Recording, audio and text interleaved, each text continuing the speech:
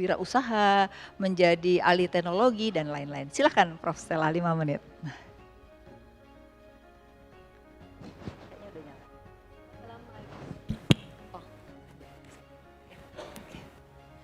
Assalamualaikum warahmatullahi wabarakatuh. Selamat siang, salam sejahtera, Om Swastiastu, Namo Buddhaya, salam kebajikan untuk kita semua. Terima kasih Bu Afiliani, terima kasih saya sudah diundang. Senang sekali bisa hadir bersama dengan 100 ekonom katanya ya, tapi ada lebih mungkin? Lebih ya. Namanya aja Setara ASEAN dengan 100 ekonom. Nah, saya sangat senang sekali bisa hadir di sini karena saya itu bisa dibilang ekonom gagal. Dulu cita-citanya mau masuk FEUI dan waktu saya kuliah pun di luar negeri di Harvard itu saya sampai tingkat 3 jurusan ekonomi. Lalu tingkat ya ada waktu tingkat 3 jadi berubah pikiran, jadi tidak selesai dengan gelar ekonominya, tapi sudah sampai tingkat 3. Nah, pada kesempatan hari ini karena saya ini ekonom gagal, jadi saya ingin mempergunakan kesempatan ini untuk bertanya kepada para pakar ekonomi. Jadi mungkin agak sedikit lain ya, tadinya mungkin pikir saya akan bercerita apa gitu, enggak, saya justru akan bertanya. Nah, tapi saya mulai dari, mohon ini belum, slide-nya tolong. Ya, saya mulai karena kalau kita di ilmu ekonomi, oke. Karena kalau kita, ya ada gunanya juga gitu belajar ekonomi dulu waktu muda, masih ada yang diingat. Nah, kalau kita mulai dari ekonomi, kita harus berdasarkan asumsi. Jadi saya akan menggunakan the Romer model. Ya, ini karena ini untuk ekonom tidak perlu dijelaskan, tapi mungkin ada yang menonton online sedikit saja dijelaskan. Kaitannya sangat tentu saja kita hari ini karena yang Setara ASEAN dengan 100 ekonomi itu adalah kaitan antara terutama sekali ini klaster sumber daya manusia dan saya dari Kementerian Pendidikan Tinggi, Sains dan Teknologi, jangan lupa sains dan teknologinya itu penting sekali.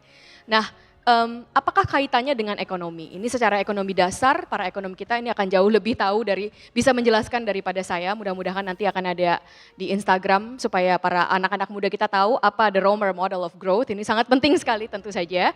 Saya nggak akan kasih tahu, saya nggak akan bicara banyak tentang 4 equation-nya, tetapi tentu saja intinya Romer adalah yang membetulkan the Solow Swan Model. Jadi sebelumnya Solow Swan Model bahwa pertumbuhan tidak bisa dicapai tanpa technological innovation. Tetapi technological innovation pun tentu saja tetap akan menghadapi diminishing return. Nah, untuk escape, untuk keluar dari diminishing return ini satu-satunya cara adalah dengan investasi di sumber daya manusia. Karena berdasarkan teori oleh Romer adalah satu-satunya investasi yang tidak akan turun, yang tidak akan menghadapi nilai diminishing return, itu adalah investasi di sumber daya manusia. Dan bukan investasi di fisik, bukan investasi di infrastruktur fisik. Ini tentu saja untuk para ekonom, untuk di dunia ekonomi adalah suatu yang sehari-hari ya, makanan sehari-hari. Tetapi kalau boleh saya juga mengajak para ekonom, kita harus mengedukasikan masyarakat kita, publik kita untuk mengerti begitu pentingnya sumber daya manusia terhadap pertumbuhan ekonomi. Kalau kita tidak investasi di sumber daya manusia, kita tidak akan mungkin bisa mencapai pertumbuhan ekonomi. Itu selalu akan tetap steady state growth atau diminishing return. Nah, ini penting sekali. Dengan asumsi ini, saya ada 4 pertanyaan. Jadi saya justru ada 4 pertanyaan terhadap 100 ekonom di sini, 100 dan lebih. Mohon dijawab dalam tanggapannya. Tidak perlu dijawab 4-4-nya. Satu jawaban penuh dan bagus untuk untuk pertanyaan yang manakah yang silakan para profesor-profesor kita, ekonom-ekonom kita ini menjawab. Oke, udah siap ya? Baik. Oke. Pertanyaan pertama untuk 100 ekonom. Kebijakan atau prosedur ekonomi apakah? Maksudnya apa yang dilakukan sehari-hari di prosedur ekonomi di kementerian kah, di instansi-instansi, di lembaga-lembaga ataupun di masing-masing unit-unit yang ada yang bisa membuat riset dianggap sebagai investasi dan bukan melulu sebagai pengeluaran. Ini kalau kita semua yang hadir di sini melihat apa yang terjadi selama ini dari segi kebijakan, dari segi pengeluaran anggaran dana, itu jelas sekali ada suatu pemikiran kunci bahwa riset, penelitian itu adalah pengeluaran, cost, bukan investasi. Nah, jadi saya menanyakan kepada para saudara-saudara sekalian, apa yang bisa dibuat? Kebijakan ekonomi apakah? Prosedur ekonomi apakah yang bisa mengubah pemikiran ini sehingga kita bisa mencapai the Romer model of economic growth? Oke. Pertanyaan kedua. Untuk menghasilkan riset yang kompetitif dan berkualitas, diperlukan dana yang besar yang memerlukan terutama sekali kontribusi dari industri. Ini sudah terjadi di seluruh negara-negara maju ataupun negara-negara yang hampir menjadi negara maju dan berkembang terutama sekali karena industri berbasis teknologi. Namun industri di Indonesia masih sangat segan berinvestasi karena sedikitnya riset yang berkualitas. Ini saya bisa jelaskan secara gamblang karena sudah saya teliti angka-angkanya bahwa ada banyak dana yang dari Kemendikti Saintek pun mengeluarkan sebagai dana padanan, industri tidak mau match, tidak mau berpadani karena mereka tidak yakin bahwa riset yang akan mereka investasikan itu adalah riset yang berkualitas. Nah, ini kan menjadi dilema ayam dan telur. Bagaimana memecahkan dilema ayam dan telur ini? Mana telurnya, mana ayamnya? Oke, pertanyaan kedua itu ya. Pertanyaan ketiga, untuk 100 ekonom. Skema ekonomi dan pendanaan apakah yang bisa dipakai untuk membiayai ekosistem perguruan tinggi? Pada saat sekarang yang sudah saya lihat dan sudah saya analisa, perguruan tinggi negeri kita dan juga banyak perguruan tinggi swasta itu tidak menghasilkan atau bahkan banyak yang minus. Nah, sementara itu kita butuh dana untuk membuat ekosistem yang berkualitas. Dan jangan lupa kembali di Romer Growth Model, sumber daya manusia, itu berdasarkan pengetahuan dan inovasi. Dua-duanya itu di perguruan tinggi. Dan untuk menghasilkan kualitas perlu dana yang sangat besar. Nah, bagaimana skema ekonomi apakah? Apakah itu 80% dari pemerintah? Apakah itu dari hasil-hasil yang dilakukan? Apakah itu dari swasta? Apakah itu dari, skema ekonomi dan pendanaan apakah yang bisa dipakai untuk membiayai ekosistem perguruan tinggi? Dan jawabannya harus di luar tambahkan dana APBN. Ya, itu nggak boleh jawaban itu, oke? Tambahkan dana APBN untuk perguruan tinggi tidak boleh itu, oke? Itu pertanyaan ketiga. Pertanyaan terakhir untuk para ekonom adalah, kita lihat dulu ini. Kita lihat dulu graf yang di sini. Ini grafnya dari IMF. Mohon maaf agak kecil ya, saya tadi kurang gitu ya. Iya. Nah, graf ini saya jelaskan. Ini dari International Monetary Fund yang melihat secara angka jelas apakah produktivitas, hasil kenaikan produktivitas secara ekonomi dari riset dasar dan dari riset terapan. Yang biru adalah riset terapan, yang merah adalah riset dasar.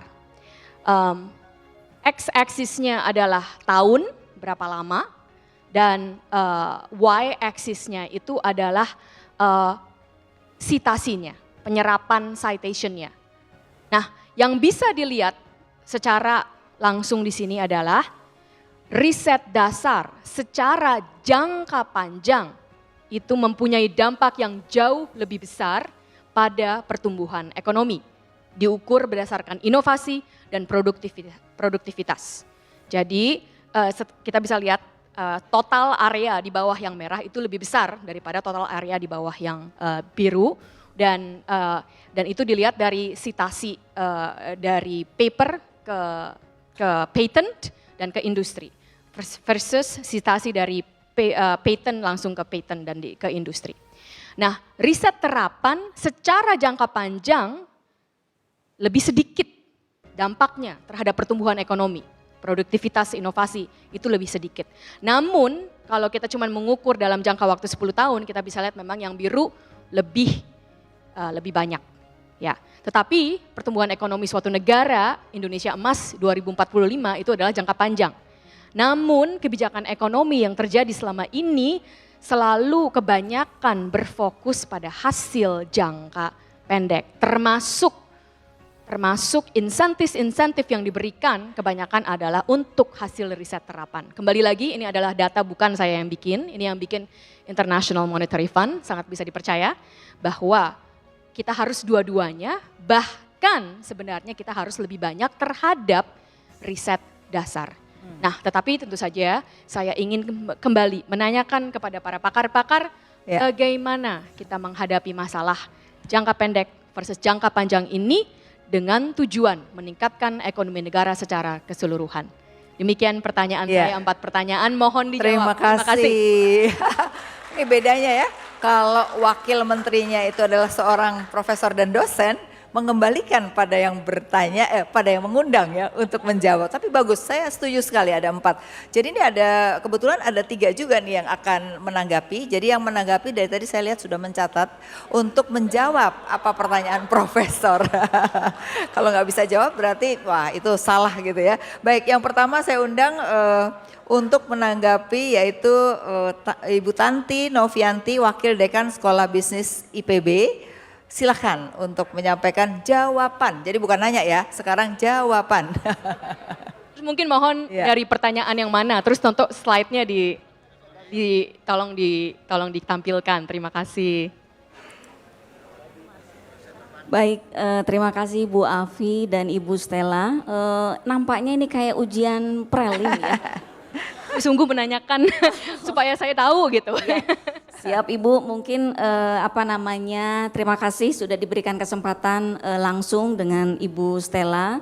Barangkali dengan pemerintahan yang baru ini kan sedang berupaya untuk terus meningkatkan gitu Bu ya.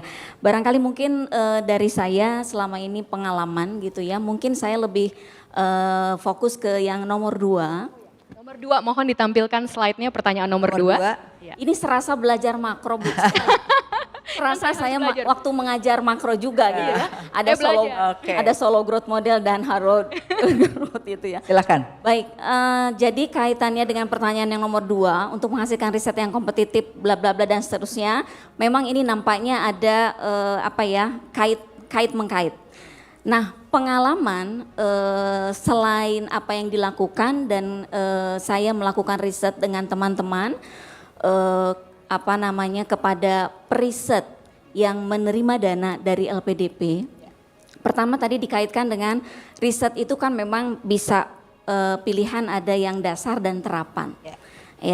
Dan ini banyak pengalaman di negara yang lain memang mau fokusnya di mana. Tadi dasar memang jangka panjang, terapan memang cepat tapi dalam jangka pendek. Nah, kita barangkali ke depan harus fokus dan konsisten. Karena kita tahu kalau kita bicara pendidikan, kita tahu pendidikan itu merupakan salah satu hal yang sangat penting mempengaruhi SDM yang tentunya ujungnya ke sumber daya negara juga kan gitu-gitu ya, seperti itu. Nah, berdasarkan temuan itu atau yang kita lakukan, memang kelemahan riset kita sekarang itu adalah lebih ke parsial-parsial. Kenapa seperti itu? Bisa jadi tadi ada kaitannya dengan dana yang terbatas. Bisa ke sana juga. Dananya per project gitu Bu maksudnya. Nah, barangkali ini sebetulnya kan bisa diantisipasi ya. Mungkin ini ada kaitannya dengan tadi jangan menjawab harus dari APBN. Kita bisa mencari sumber sebetulnya dari yang lain, swasta atau misalnya kolaborasi antar perguruan tinggi dengan dana mandirinya atau juga dari luar, gitu kan seperti itu. Nah, yang sering kali terjadi selain penelitian itu hanya parsial, juga bidang keilmuannya adalah biasanya hanya lebih seragam. Sehingga barangkali kolaborasi antar keilmuan ini menjadi sesuatu yang penting. Sehingga penelitiannya pun tidak hanya di bagian perut saja atau ekor atau kepala, tetapi ini satu rangkaian. Kemudian kolaborasi tadi dengan industri ini menjadi sangat penting. Iya. Dan tadi seperti yang disampaikan, industri seringkali menolak karena tadi mungkin dampaknya ada insentif mungkin. tidak ada insentif dan dampaknya kecil. Nah, pengalaman yang kita tanya-tanya itu, Oke. kenapa industri itu tidak mau terlibat? Itu karena begitu nanti ada inovasi baru, ada hasil, kemudian mau dikomersialisasikan. Nah, industri Investasi. kesulitannya adalah pada saat pengurusan. Ya, ya. Sehingga nanti birokrasinya ternyata baru di meja A lama, belum ke meja B, C. Sementara bagi industri ya itu adalah sesuatu uang gitu kan ya, Baik. waktu adalah uang. Nah, Oke. barangkali itu Baik. yang poin penting. Terima kasih Ibu Tanti, Kasih. tadi sudah diterima oleh Bu kasih, Bu. Stella ya Bu ya. Pada akhirnya memang persoalan pada konsistensi anggaran itu sendiri seringkali parsial, tidak berkelanjutan sehingga akhirnya sepotong-sepotong. Dan yang kedua insentif mungkin ya Bu ya, insentif buat perusahaan karena kalau perusahaan ada insentif tentu mereka akan berlomba-lomba untuk membiayai. Baik, yang berikutnya ada 4 ini Bu, banyak sekali. Mereka senang dikasih pertanyaan sama Ibu yaitu Josi Prananta Muiz, dosen Fakultas Ekonomi Universitas Indonesia. Kami persilakan. Mohon dibantu mic-nya. Pak, ini Pak depan. Ya, silakan. Mau menjawab nomor berapa Pak? Tes dulu. Saya mungkin yang pertama barangkali ya. Oh, yang pertama. Pertama, tolong slide-nya. Terima kasih Bu Afi atas kesempatannya ini. Menurut saya sih simpel aja bahwa pengeluaran untuk riset itu bisa dianggap sebagai investasi sepanjang dia memberikan kontribusi pada terutama adalah aspek kemanusiaan. Dan ini saya kira mungkin juga saya ingin minta perhatian Ibu Stella sebagai Wamen Dikti dan Saintek. Saya merasa bahwa dunia pendidikan kita, terutama perguruan tinggi, itu mengalami masalah besar. Ya. Saya ingat dulu waktu Pak Daud Yusuf, senior kita datang ke kampus, setelah sekian lama dia nggak mau ke kampus, 40 tahun, dia menyampaikan kepada guru besar dan kami dosen bahwa yang dia risaukan adalah bukannya adanya kebudayaan, tapi ketidaksadaran kita akan adanya kebudayaan itu. Terutama pada para pemimpin dan para intelektual. Apa itu kebudayaan?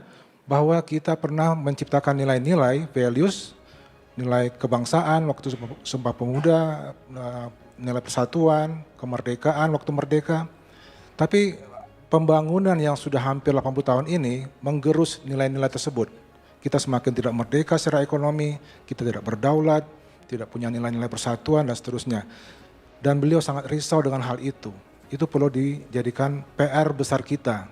Dan itu yang saya kira perlu menjadi perhatian kita bahwa pembangunan sejatinya adalah membangun manusia, memanusiakan manusia kembali gitu loh.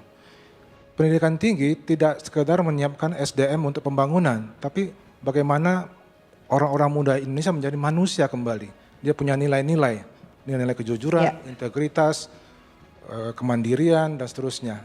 Dan ini yang saya kira hilang dalam pendidikan tinggi kita dan itu saya kira perlu jadi PR kita bersama. Oke. Terima kasih. Jadi intinya Bapak membuat riset sebagai investasi ya? Jawabannya itu ya. Tadi kan soal jadi investasi seperti apa tadi salah satunya adalah memanusiakan manusia, mengembangkan budaya yang selama ini harus dikembalikan gitu ya. Terima kasih. Yang ketiga ada lagi yaitu Mas Denny A. Purwanto, Associate Indet atau dosen Fakultas Ekonomi dan Manajemen IPB. Silakan. Mau jawab nomor berapa Mas Denny? Nambahin nomor 1 Bu. Oh, nambahin nomor 1, oke. Karena ada 100 ekonom jadi supaya bisa lebih optimal nanti memberikan masukan ke Bu Wamen. Ya, silakan. Makasih Bu Afiliani. Jadi menarik nih teori menurut Romer ya mengenai investasi modal manusia.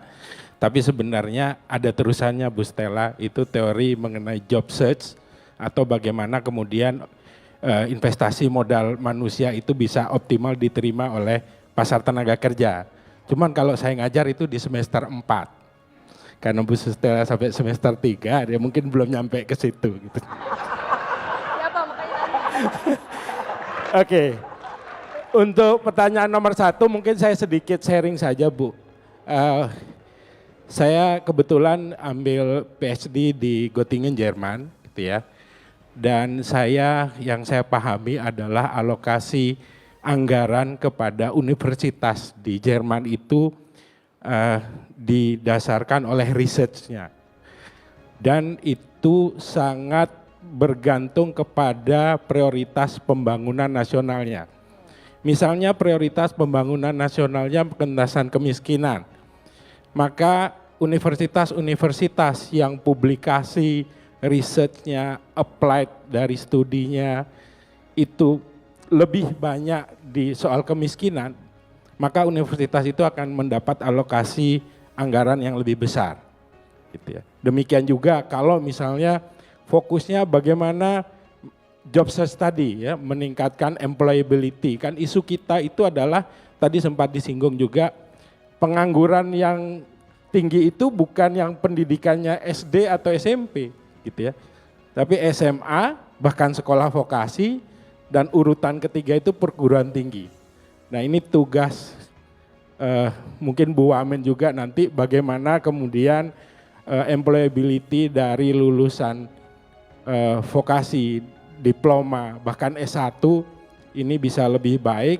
Itu bagaimana kemudian mematchingkan tadi Bu, memperkecil mismatch antara kebutuhan kalau istilahnya Dudika, dunia usaha dan industri kerja dengan dunia pendidikan, perguruan tinggi dan juga mungkin nanti kalau yang SMA dan SMK karena itu yang paling tinggi penganggurannya perlu berkoordinasi juga.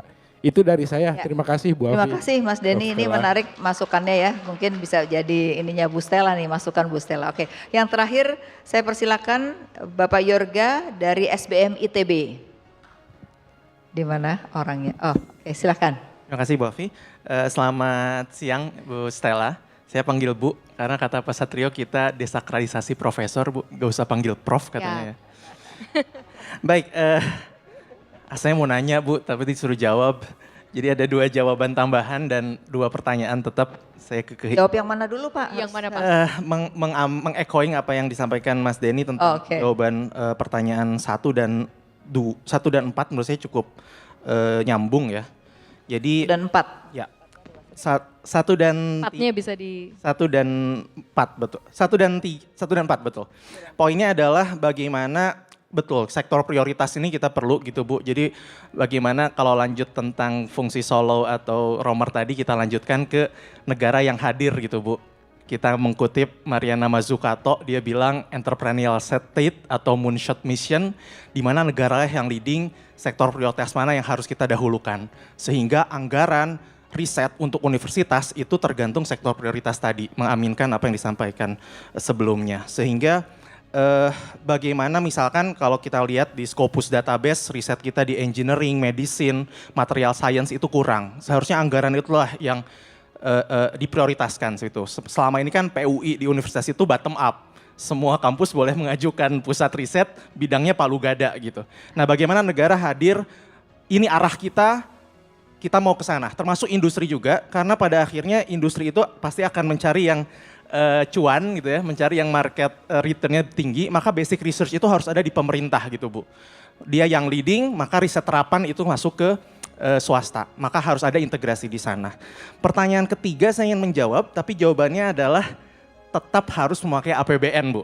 Gak bisa kita tidak pakai APBN, kasih uangnya kami ke universitas, we'll conquer the world gitu Bu. Give us the money, beri kita anggaran untuk riset, kita akan menaklukkan dunia dengan riset-riset yang produktif. Oke, janji ya.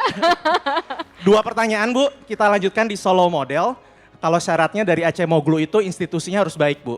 Jadi bagaimana pertanyaannya kita meningkatkan institusi yang baik untuk riset, paten kita hargai, Scopus riset kita hargai. Pertanyaannya bagaimana kementerian ke depannya memperbaiki kualitas institusi kita untuk riset. Yang kedua lanjut ke Solo Model, syarat dari L itu kita tingkatkan kualitasnya, dia akan berinovasi di satu sisi, yang kedua memberikan eksternalitas positif untuk lingkungannya. Nah pertanyaan saya, orang-orang intelektual ini, Bu Stella menjadi role model kita, memberikan eksternalitas positif. So what is your expectation for us? Saya lulusan LPDP Bu, baru pulang PhD dari London School of Economics.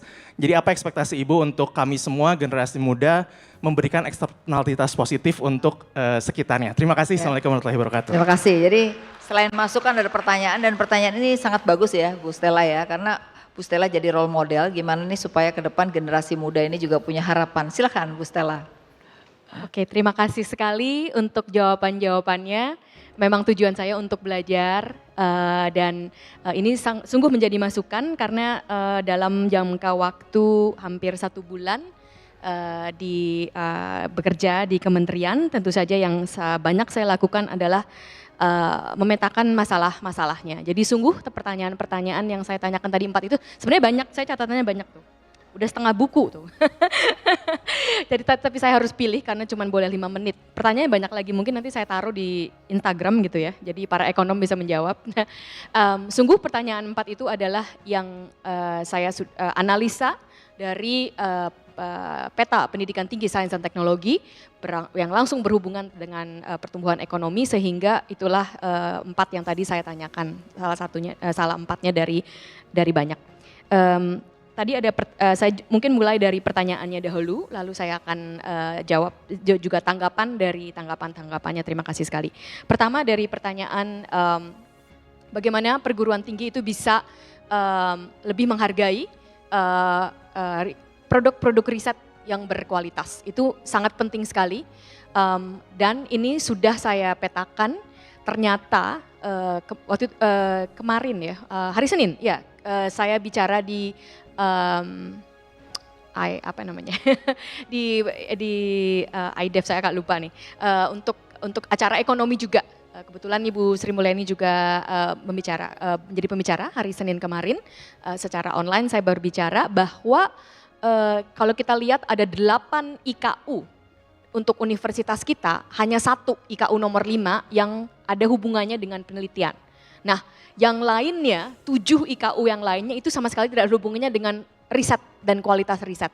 Ini sungguh harus kita benarkan. Jadi kita sudah mulai dengan para guru besar dan juga dengan para diaspora dan juga dengan saya juga mendengarkan para Ikatan Ilmuwan Muda Indonesia, ALMI, yang sudah juga melakukan penelitian bagaimana kita bisa mengkaji bersama IKU, karena IKU ini langsung ada dampaknya terhadap perguruan tinggi, sehingga bisa lebih menghargai riset yang berkualitas, bukan kuantitas. Sekarang pun ada masalah kita terlalu banyak kuantitas.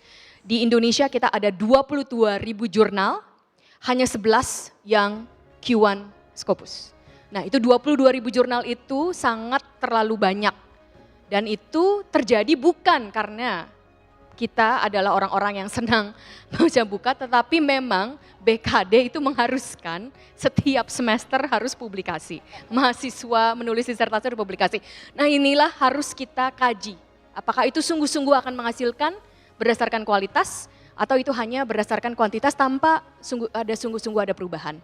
Jadi ini kita kaji bersama, perlu sekali masukan-masukan dari para dosen-dosen, dari para rektor-rektor, guru besar kita. Terima kasih. Pertanyaan kedua, bagaimana eksternalitas? Saya juga tentu saja harus belajar dari para dosen-dosen ini. Eksternalitas kita tentu saja kalau para ekonom adalah dosen, itu sangat diperlukan sekali bagaimana kita mengajarkan, karena saya juga dosen, terhadap mahasiswa kita.